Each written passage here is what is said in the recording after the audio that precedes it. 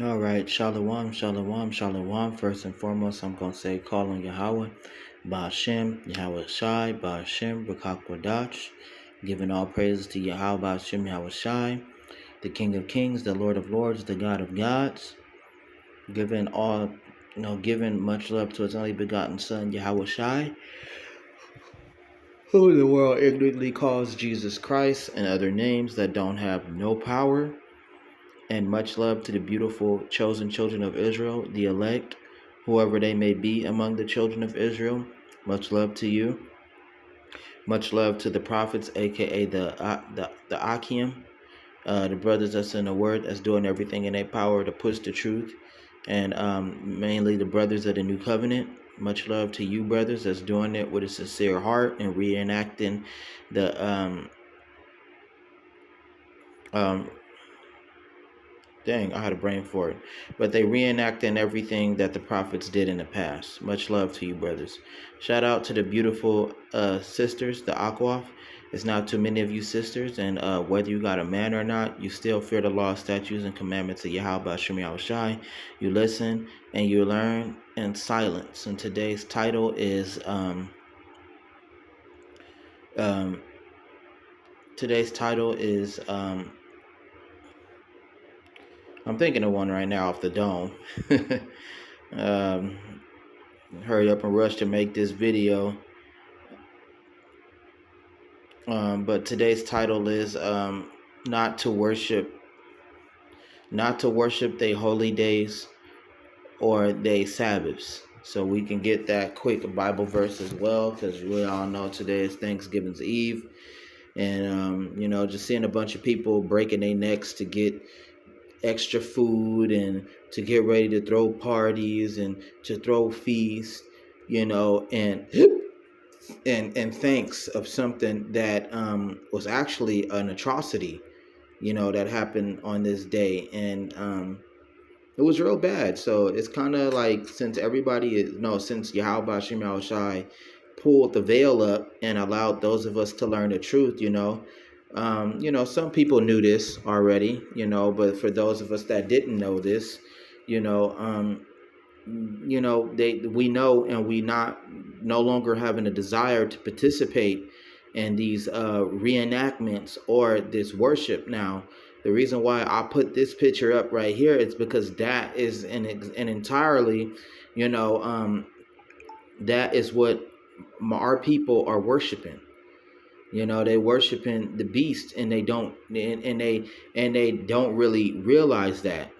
So it's like, or the great red dragon, and he gonna bring about the beast system. So, you got the great red dragon, that's NATO in the European Union, and then you got him standing over the sea, which is the people. The sea is the people, and then you got the people that worship the beast and followed after the beast. Now, these could be representations of the nations in my eyes, and they can also be a representation, an example of I'm using to how our people are towards this demonic spirit, this demon or demons. Our people are worshiping these things that they're not supposed to be worshiping. So we can go ahead and get that real quick. And every time you worship these days and all that, and you give credit to it, you actually worshiping the white man and his regime and his empire, and you worshiping him. So a lot of people don't really see these type of days like that, like Christmas, Halloween, Thanksgiving, Valentine's Day. Those are like the biggest days. Your birthday, that too. Self-worship is not cool. But these are the biggest events, that people feel like they gotta be a part of, they can't miss. Some of them were having the feeling of belonging, like, oh, I'm doing it because everybody else is doing it. Some people do it as a family, family ritual, because the family get together and they all do it. So and we all know, the white people do it, and they know the truth about it as a mockery to our people. So we can get that real quick. Let me go on and grab that. before we grab.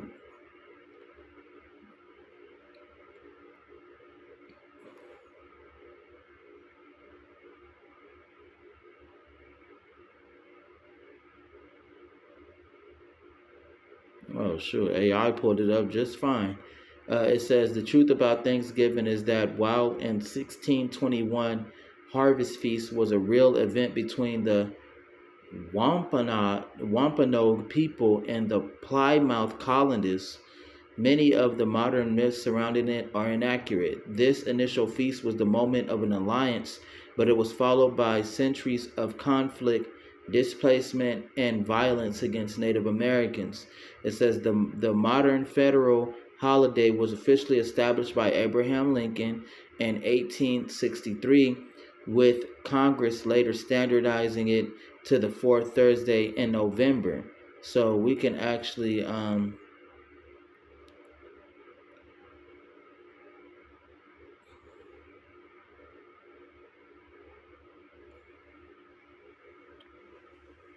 trying to get the one where it actually wasn't, and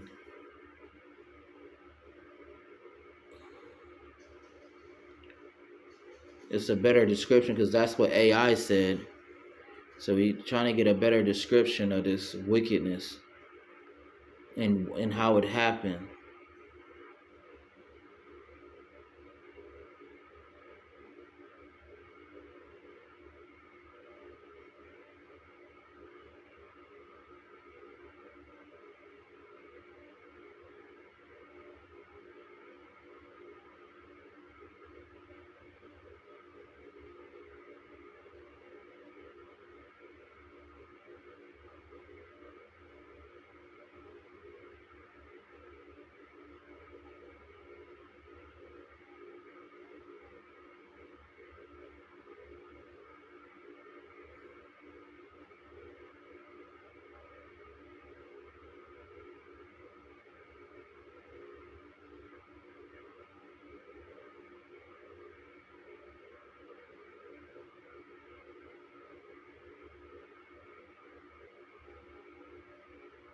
Trying to get it. Yeah, wait.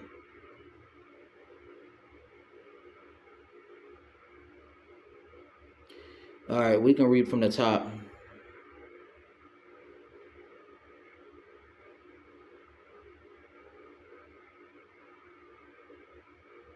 Wait, let me make sure.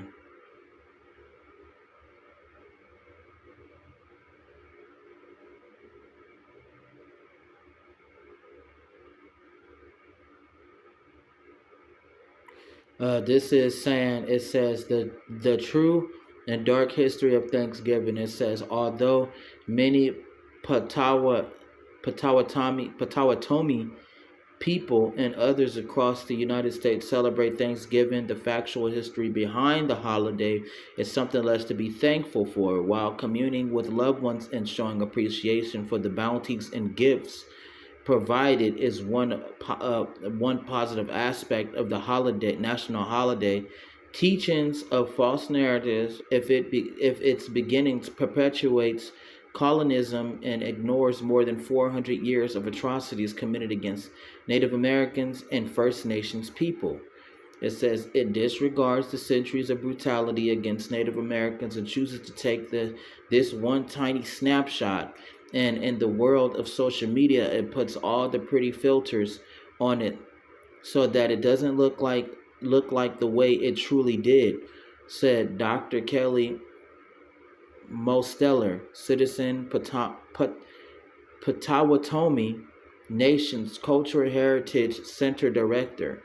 According to the article published in the New York Times by Maya Salam in 2017, Thanksgiving facts and Thanksgiving myths have blended together for years like so much gravy and mashed potatoes, and separating them is just as complicated. The information of Thanksgiving as an official United States holiday did not begin until November 1863 during the Civil War. President Abraham Lincoln officially established the holiday as a way to improve relations between northern and southern states, as well as the U.S. and tribal nations. Just a year prior, a mass execution took place of Dakota tribal members, Corrupt federal agents kept the Dakota Sioux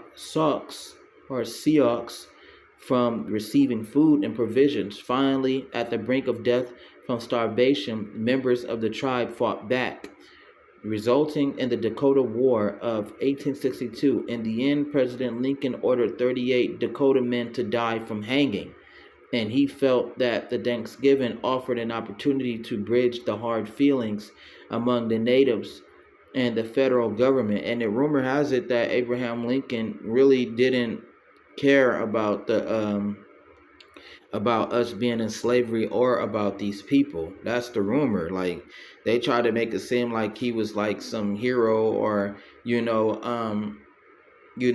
because I think he started the liberation, of slavery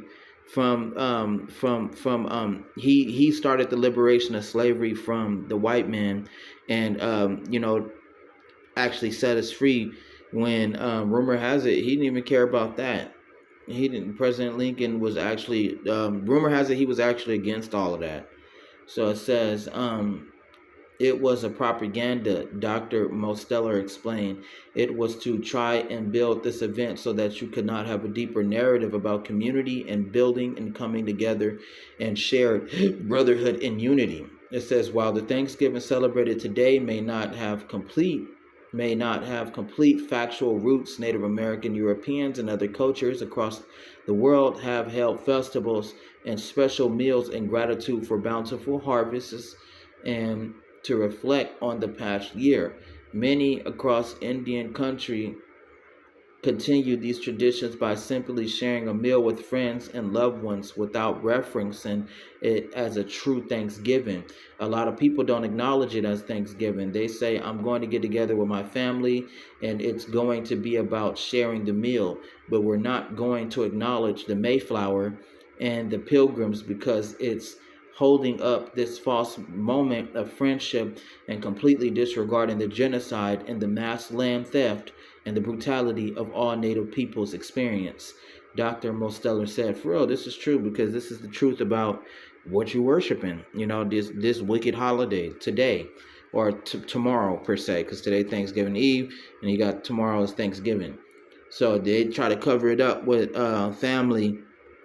They try to cover it up with friends and being thankful for this and being thankful for that. And you got to understand the jealousy of Yahweh, when every day is a blessing, every day is a gift, every day is, every day you get to love your family and your friends, and y'all share meals every day. So what is so different about that compared to what Yahweh give you? In fact, Yahweh give you more in abundance than and then what the white man is giving you or what you're worshiping, because that's like you saying you only get together and be thankful and your family put aside differences once a year. That's another corrupted side of this wicked holiday. Not only that you are worshiping an atrocity that happened to our people, but you worshiping the white man and his power and his regime. A lot of this is just worship of the devil. That's exactly what it is. And people try to turn the other cheek and look at it on the bright side. With my family and with my friends and with my wife and my kids, just real soft, real sentimental, and at the same time real selfish, because somewhere in parts of America, a lot of the Indians and a lot of us people no longer partake in this, or haven't partaken in this at all, because we know exactly what happened, and we know what happened to our people. We know what happened to this land, and all of this is these are true stories. This is real. All this land is stolen. We were all segregated. We were all put into slavery. The Negroes, Mexicans, the Indians, all of them was in slavery. And we all under the boot of this white man. So a lot of it come from Stockholm syndrome, and then a lot of it, like this article said, like this doctor said, a lot of it is from mixed interpretations, and a lot of it is almost being buried. But it's kind of hard to bury it because it's a lot of people that is stepping up and sharing this information to the world and to our people, but our people don't care. The Israelites don't care. And this is why This is what got them into trouble. They didn't care. They was doing all kind of wickedness and all kind of evil until Yahweh Shemel Shai had no choice but to punish them, and he threw them into slavery. That is real. So it says textbook often. This is Plymouth and Pilgrims. It says textbooks often indicate the Pilgrims settled in Plymouth. It says Massachusetts because the harsh winter was approaching or a storm sent them off course from their original Virginia destination. Winter's onset cannot have been the reason, however, for the weather would be much milder in Virginia than Massachusetts. Moreover, the Pilgrims spent 6 full weeks until December 26 scouting around Cape Cod and looking for the best spot, Lauren wrote, and lies my teacher told me. So it's the 26th now. So this, you are worshiping an event, something that happened. So it says the Dutch possibly bribed the Mayflower's captain to sail north a good distance from the Amsterdam and present-day New York. Some historians believe their arrival in Cape Cod was purposeful. Historian George Willison had argued that the Pilgrims' leaders wanting to be far from the Anglican control never planned to settle in Virginia. Lowen continued. It says they have debated the relative merits of guana or Giovanna or guana, I don't know how to pronounce it, in South America versus the Massachusetts coast. And according to Willison, they intended a hijacking. Certainly, the Pilgrims already knew quite a bit about what Massachusetts could offer them, from the fine fishing along Cape Cod to that wonderful plague, which offered an unusual opportunity for English settlement. Disease. Prior to the European control, Americans indigenous did not experience illness attributed to livestock, overcrowding, or poor hygiene. Residents of Northern Europe and England rarely bathed, believing it unhealthy, and rarely removed all of their clothing at one time, believing it immodest. Lauren wrote in The Lies My Teacher Told Me. So, they've been telling you these stories about how the white man was in ancient times. That he was very, their race was very dirty. They was very improper. They was very junky, evil, murderous. They smell bad. Very hairy, wicked people. Or beast is the real interpretation. Of what our ancestors called them, beastmen and beast women that lived in the forest in the beginning, or they lived in the coldest parts of the world, or they lived up in places like Russia, or most importantly, they come from, not from Russia, but most importantly, they come from Petra, which is Edom. They live in caves and mountains and all of that, in certain part of Africa, and they came down. According to the prophecy, they would be an extension of Yahweh's wrath on the earth, and they would go, and the Lord put it on them to go and to conquer and to destroy, and to punish our people. That's exactly what they were, and to pretty much be a blight upon the world. And that's what they were, and that's what they still are. Now we in modern times, it is kind of divided, because you got good white people, you got bad white people, but nonetheless, they all in the same basket. And the good white people can't even control their own people. They can't even control their own governments, and they the ones that help them into power. So, just food for thought for that one. And it says the Pilgrims smell bad to the Indians. Squanto tried without success to teach them to bathe, according to the Feeney Ziner, his biographer. So this is another rumor that I've been hearing too, about how the Negroes, Mexicans, and Indians taught them how to bathe. They taught them how to write. They taught them how to speak. They taught them mathematics. They taught them science. You know, they taught them how to speak their language, whether it be like, Indian language or Moor or, Israelite. They taught them certain things, and according to the Bible, they wasn't supposed to do none of that. They was actually supposed to shun these people, kill them, cast them off, and drive them back into the mountains. But during that time, we was falling off, and we was mingling with nations. We was worshiping other gods. We came down from our earth, our heavenly estate, to dwell with men, to worship with men, to be a part of their holidays. We also became corrupted, giving the women right to choose whoever they want. You know, like they said, women was aborting children way back then. They were worshiping I already said worshiping, but they was doing all kind of corruption. I can't come up off the dome, but this is the reason why Yahweh had brung such a punishment upon us. So it says, in fact, 3 years before the pilgrims landed, English and French fishermen transmitted diseases to tribes as they came ashore to find fresh water, firewood, and captured Native Americans for slave trade. So they the ones that brought the plagues. They had plagues and sicknesses on them, and whatever was going on in their homeland, it was pretty bad. So they had to come, and they wanted to try and start anew, and they found an opportunity. So and this is all by them helping them instead of shunning them away, shunning them and going to war with them off the bat. This is what our people do. Oh, they're okay, it's fine. Oh, the white man isn't the reason why we're in slavery, or he isn't the problem. Our own people are the problem. Just all kind of other reasons. And once they get in, this is exactly what they do. So, and this has been for thousands of years. This ain't nothing new. So it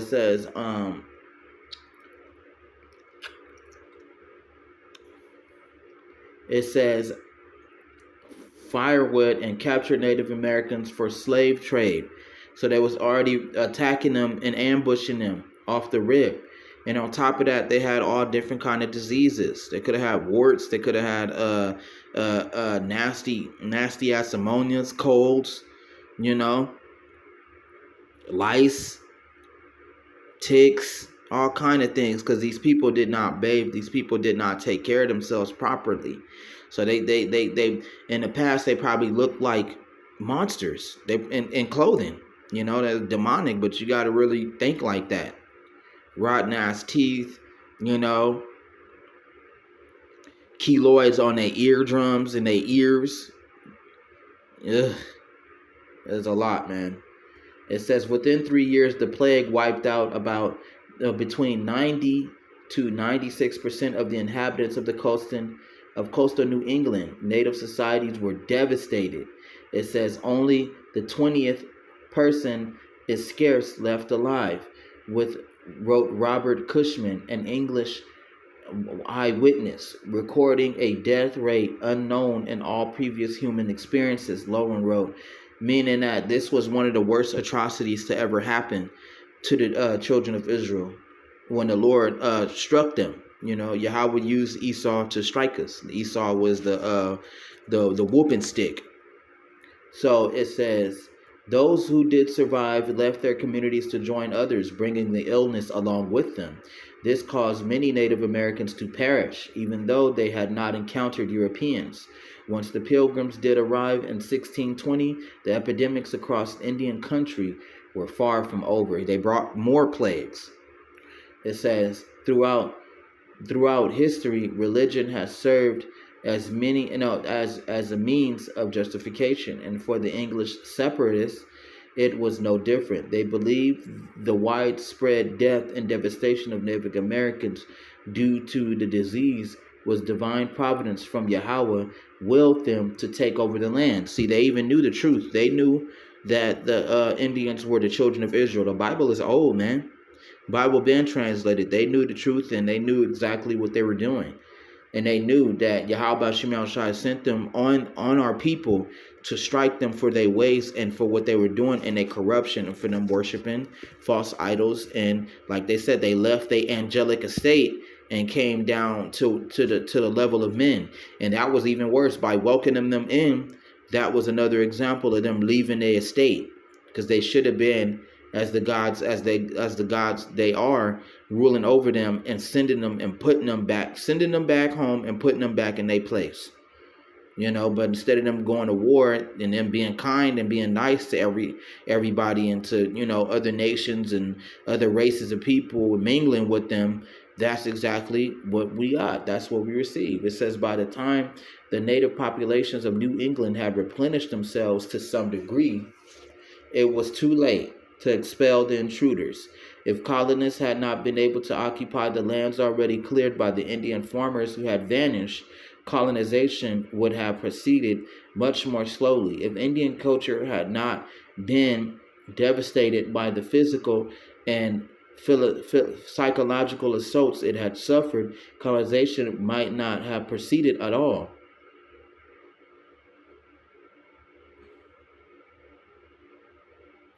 It says the story of Squanto, a member of the Wampanoag tribe, is much less innocent than the narrative that it assisted the Pilgrims with teaching them how to grow crops and to take advantage of the North Americans' bounties. It says 6 years before the Mayflower arrived in that present-day Massachusetts, a slave trader captured Squanto and Tisquantum and a group of Native Americans with help from the Catholic Church. See, that's them corrupted churchgoers, the Christians. Those were the actual Christians. It says Tisquantum escaped and found his way to England, where he had learned English. He eventually returned to North America in 1619.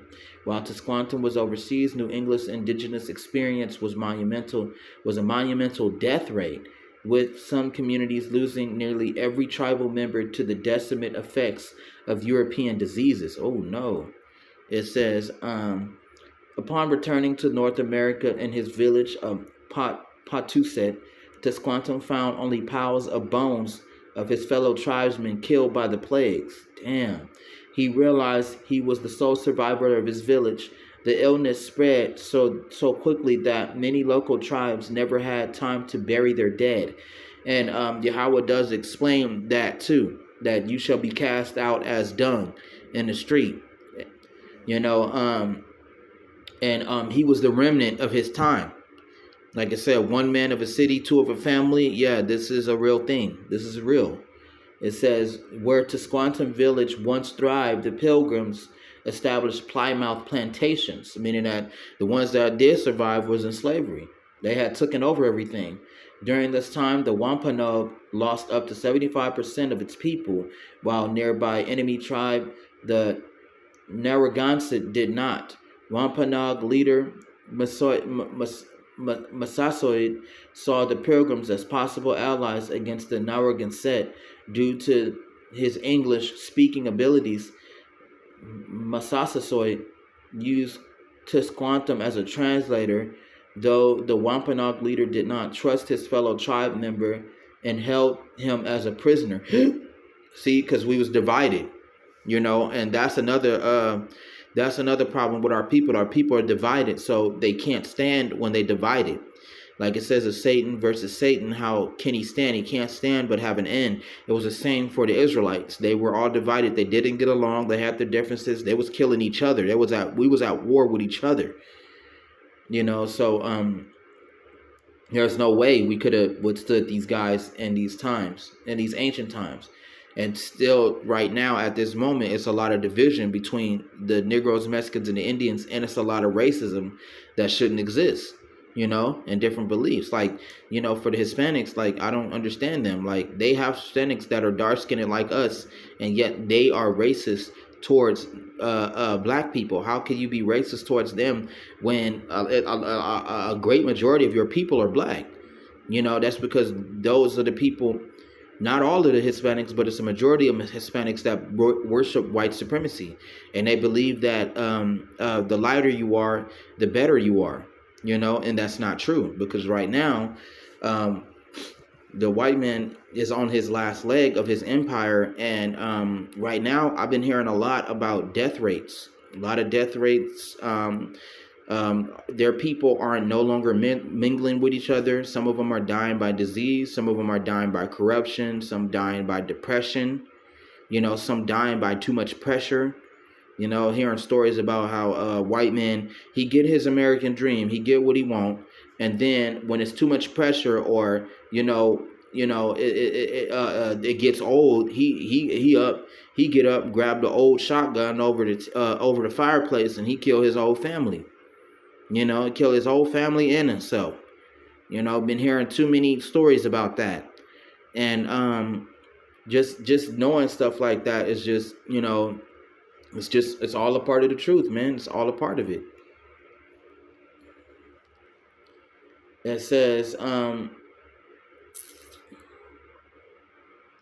don't lost my train of thought. It says, rather than continue a life of servitude to Massasoit, Chesquantum established himself as a key resource to the Pilgrims, teaching them how to survive. The Wampanoag and the Pilgrims made a treaty that established an understanding that the tribes would look out for the Pilgrims against their enemies and vice versa. It says Squanto's travels acquainted him with more of the world than any pilgrim encountered. He had crossed the Atlantic perhaps 6 times, twice as an English captive, and have lived in Maine, Newfoundland, Spain, and England, as well as Massachusetts. It says all this brings us to Thanksgiving. It says Lauren wrote in Lies My Teacher Told Me. It says the Pilgrims celebrated their successful harvest in 1621 by shooting their guns in the air. So that's exactly what our people reenact on New Year's Day. They take their guns and they take whatever fireworks they got and they shoot them. They shoot in the air, talking about New Year's, Happy New Year's, and this is where they get it from. It says, which caused Massasoit to bring together warriors and prepare for battle. Instead of fighting, the Wampanoag and Pilgrims worked together to prepare a feast. In the article by the Indian Country Today in 2011, Thanksgiving Day is a time for grief for Native Americans. Many natives continue to gather at Coles Hill near Plymouth Rock and remember the losses experienced for the past 400 and plus years through the National Day of Mourning. It says, though the event began in 1970 when the Commonwealth of Massachusetts invited Wamsuta Frank James to address the public on behalf of the Wampanoag people. However, once organizers learned the subjects of his speech, which included the highlight the death and broken promises of his hand settlers, it says colonial powers in the United States, James was no longer invited. This prompted the formation of the National Day of Mourning. It says James wrote.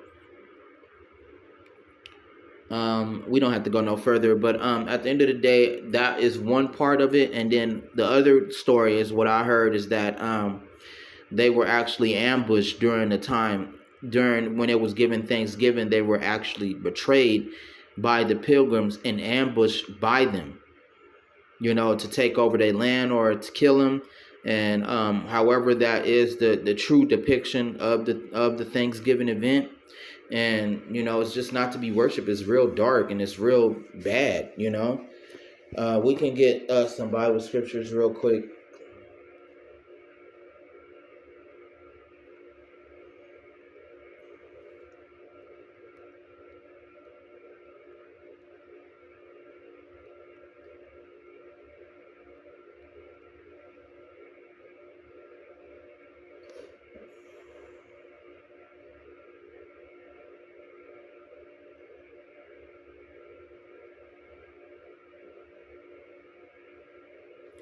All right, we in Amos chapter 5, verse 1. It says, hear ye this word which I take up against you, even a lamentation, O house of Israel. Meaning that the Lord cry over this. The Lord is mad. And to this day, the Lord is visiting, Yahweh is visiting the earth by sending his son Yahweh Shai back for his second coming.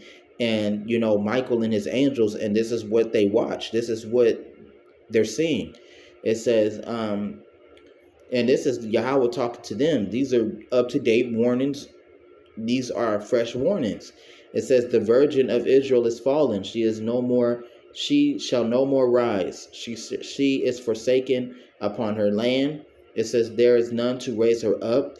For thus says Yahweh, Lord God, the city that went out by thousands shall leave 100. That's the remnant. And that which went forth by 100 shall leave 10 to the house of Israel. He's talking about the remnant. Not a lot of people is going to survive this next war that's coming up. World War III. Not a lot of our people are going to survive. It says, for thus says Yahweh unto the house of Israel, seek ye me, and you shall live. That's the new covenant. But seek not Bethel, nor enter into Gilgal. That's America. And not pass to Beersheba. It says, for Gilgal shall utterly go into captivity, and Bethel shall come to naught. That's America. And that's America, and that's the white man. It says, seek Yahweh, and you shall live, lest he break out a fire like in the house of Joseph, and devour it, and there be none to quench it in Bethel. It says, ye who turn judgment to wormwood, and leave off righteousness in the earth. It says, seek him that maketh the 7 stars, and Orion, which is the sign of war. Orion is a sign of war. It says, and turn up the shadow of death into morning. It says, and maketh the day dark with night. It says, that calleth for the waters of the sea, and poureth them out upon the face of the earth. Yahweh is his name. So the Lord saying, see the proof around you. Go outside and look around you. Who keep the sky from falling, who keep the moon and the sun in rotation, who keeps the animals, in their proper places. Who keep the ground from shaking, or the plate tectonics from shifting, who controls the water. Go outside and look at the souls of all these people when they on their destined paths, that nobody can change but Yahweh. Look at all the buildings. Look at creation itself. Yahweh is the reason for that. It's all the more proof that you need. You don't believe? Go outside and look at everything. It says that the strength of the spoil against the strong, so that the spoiled shall come against the fortress. It says that strengthen the spoiled against the strong, so that the spoiled shall come against the fortress. It says they hate him that rebuketh at the gate.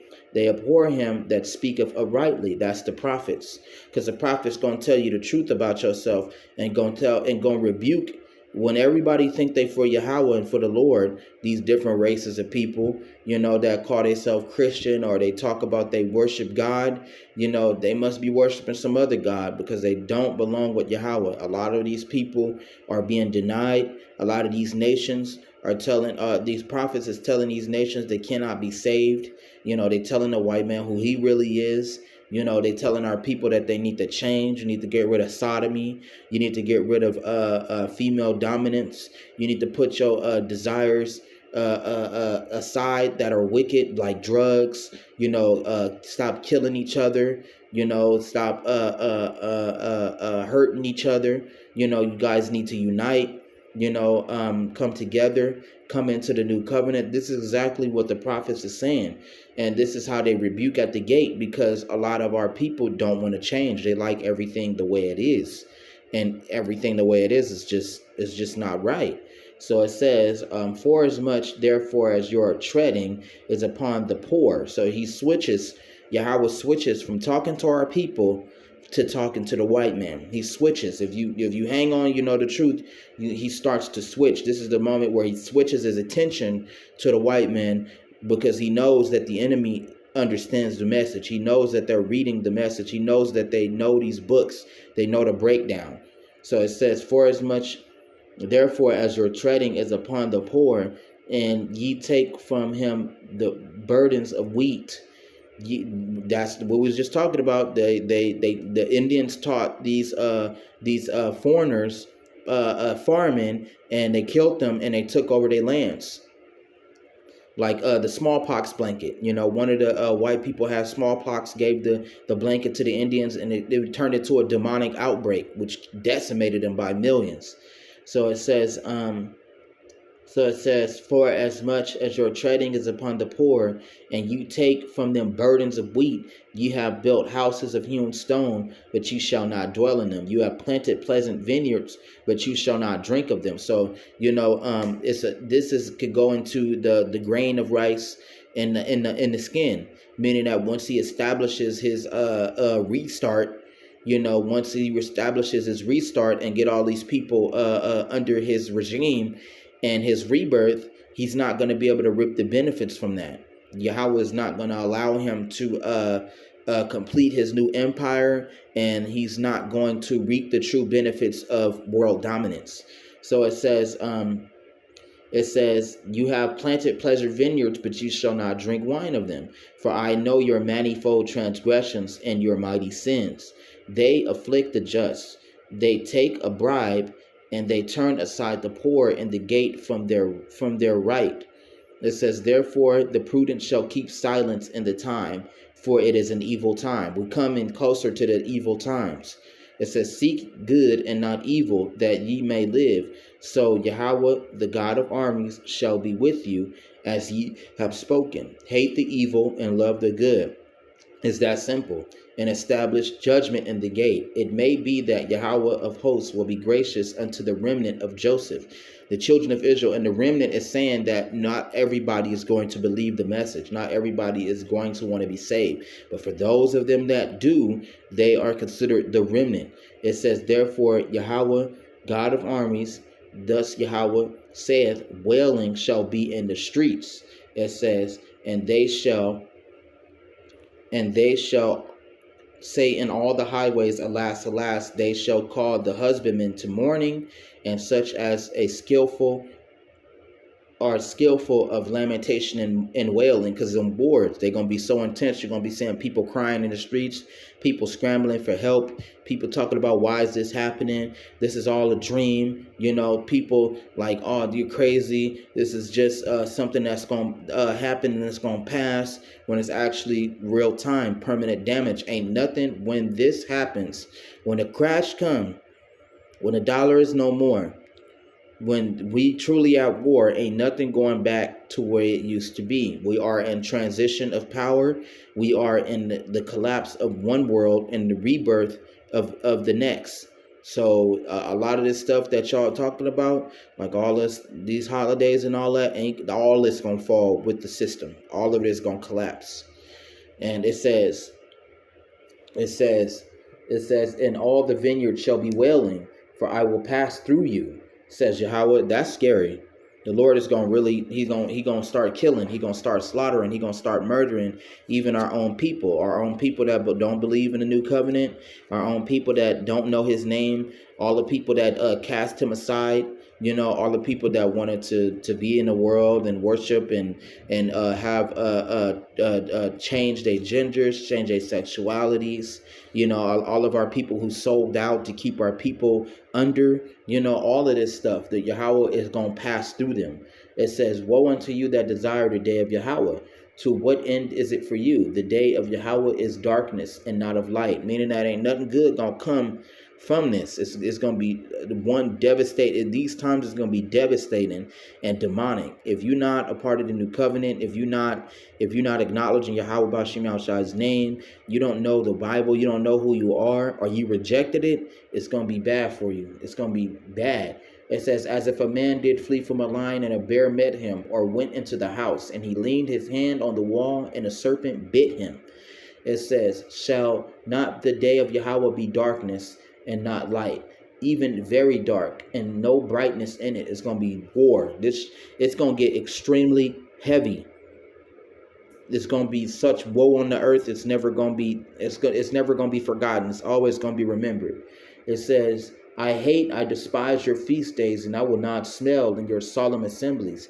And these holidays, man, it says, though ye offer me burnt offerings and your meat offerings, I will not accept them, neither will I regard the peace offerings of your fat beasts, because they sacrifice it to them. Meanwhile, while they got the world in disarray, and they got the world worshiping them and worshiping these different idols and these demons, they are calling themselves correctly worshiping Yahweh and sacrificing to him and praying to him and calling upon his true name. So it says, take thou away from me the noise of thy songs, for I will not hear the melodies of your viols, but let judgment run down as waters, and righteousness as a mighty stream. Have ye offered unto me sacrifices and offerings in the wilderness 40 years, O house of Israel? That ye have borne the tabernacle of Moloch, and chewing your images. It says the star of your God, which ye made yourselves, meaning that none of these days, none of these gods that they worship, none of these holidays, they don't even exist in the laws. They don't exist at all. They don't even matter. It's made up by some people that rule over them, and they worship them. And these people, they worship demons, and they worship false idols. So it says, therefore I will cause you to go into captivity beyond Damascus, says Yahweh, whose name is the Lord of armies. So we went into captivity for that. So this is a past tense. Some of these precepts are past tense, and then some of them are future tense. So to this day, we are still here.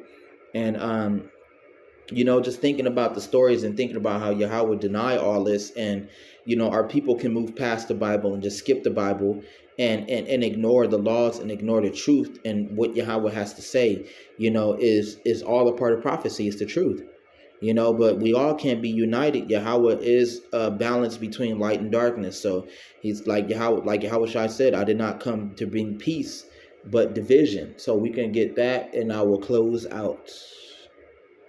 Let me hurry up for my bobies and start tripping.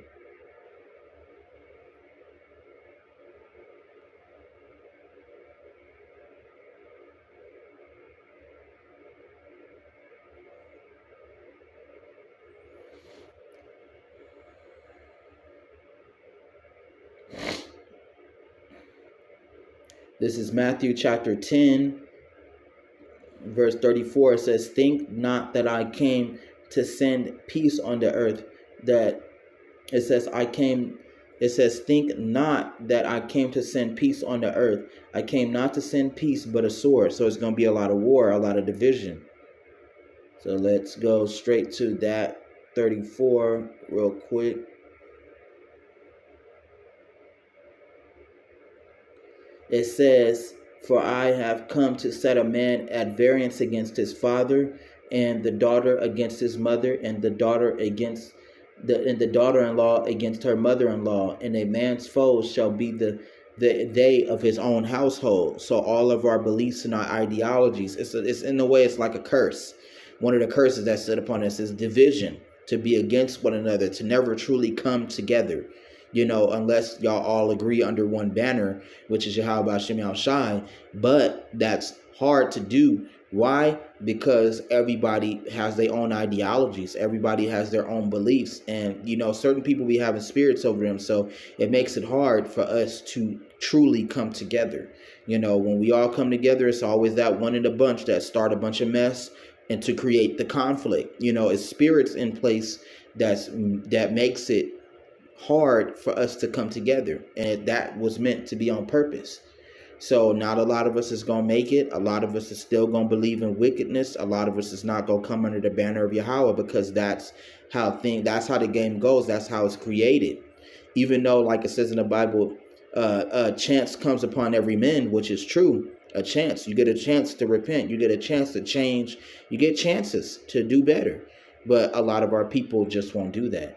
So it says, a man's foes shall be they of his own household. He that loveth his father or his mother more than me is not worthy of me. And he that loveth his son or his daughter more than me is not worthy of me. And he that taketh not his cross and follow after me is not worthy of me. He that findeth his life shall lose it, and he that loseth his life shall find it.